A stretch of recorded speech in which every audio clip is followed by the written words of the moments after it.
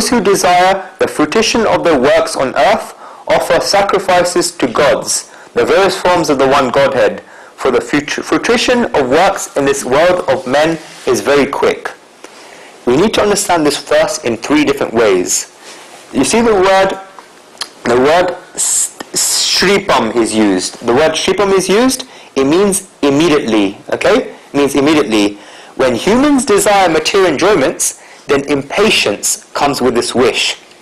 The more one increases their wishes, then the more one becomes impatient. When a person becomes impatient, then they're not ready to wait, whichever angle we look at it. If there is a good person, then he will pray to the gods, and God will say that he will get the fruit. But who are these gods? In this world, godly energies become manifest in various ways. We use these energies in various ways. This has been taking place since the Vedic period. There is the energy of the sun, for example, which you use in fire to get light. There is the energy of the wind that we use in the air. We use water because water has this energy. We use energies from all these gods. We do not use just one, but sometimes we use a combination of these energies. We gather energies, for example, three gods, and we use them. For example, to run a train, well, not the modern trains, the older trains, you use water from the energies of God of water for the engine. We use fire to steam up the engine from the engine and energies of the God of fire. We therefore use the energies of these various gods and combine them to create this power.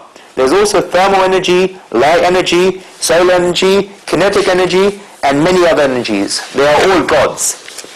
Because of a person's impatience, he uses energies so much to achieve material happiness that he loses that energy to attain the Supreme Being, who is the source of all energies, is a reservoir of all energies. When he needed, then he used the energy of one God, but where did that energy come from? Fire has heat, but where did that energy come from? Where does the energy of fire come from? Water has coolness, but where does this coolness come from? Shita Sparsha Tapaya. Who gave the qualities to all these energies? Who is the reservoir of all these energies? We then become left out from attaining Him because we desired fruits and got these fruits and desired further fruits after that. We kept on using one of these God's energies and then another's. A person's whole life goes like this, and he fails to attain that reservoir of all energies. This is all because of his impatience.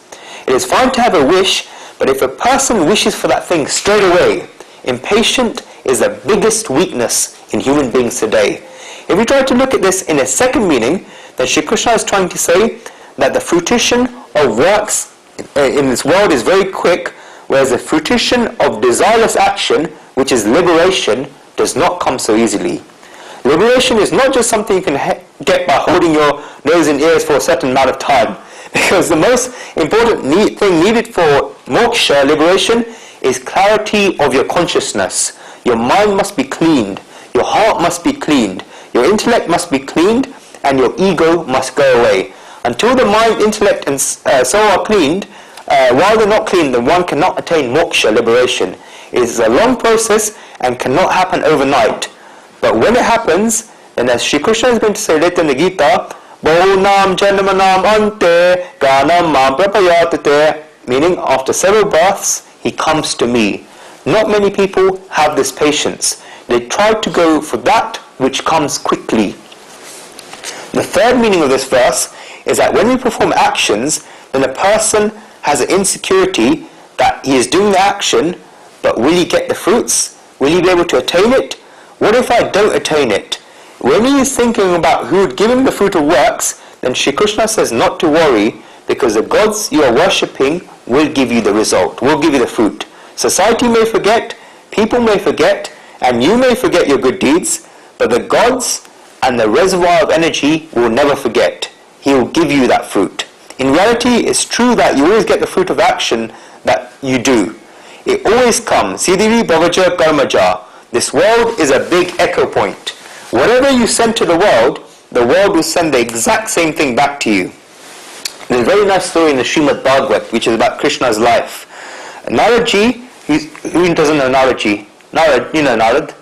Yeah, now that he's the divine messenger of Vishnu, he goes, he's a celestial being, goes throughout the entire universe, spreading thoughts of Vishnu. Nardji, he went to Dwarika, which was the holy city of Shri Krishna, and he was a Brahmin and a saint, and therefore they had to give him a donation. They were considering what to give him.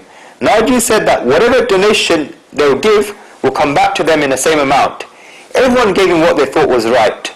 Satyabhama ji, Rukmini ji, Shri Krishna's wife, gave Shri Krishna. Nardji asked why. She said because she wants Shri Krishna in the next birth as well. Whatever you give to the world will come back to you. If you give something good, then something good will come back to you. If you give something bad, then something bad will come back to you. A person once committed a crime and his case went into court. He went to his lawyer. Lawyers, doctors and gurus are such that you tell them your worries so that you can get a way out. Otherwise there'll be no way. If you hide your pain from a doctor, then it won't work. With lawyers, you have to tell them what has happened and they will find a way out. The person told the lawyer that he had made a mistake and what he did was wrong. The person, he asked him to make him free. The lawyer was very clever and told him that he has to do only one thing. When he goes to court and gets asked questions, then he just has to stay silent and not say anything. The lawyer would then show that the person is not speaking and will prove that the allegations against him are therefore incorrect. They went to court and the criminal did exactly as the lawyer said. It worked and he was freed in court. The lawyer asked him, now that he had freed him, he should give him his fee. But when he said this, the person stayed silent just like the lawyer told him to. What I mean to say is that whatever you give the world will give back to you in the same amount. If you do work wishing for fruit, then the fruit will come. If you do work without desire, then you will eventually attain liberation, moksha. Next verse.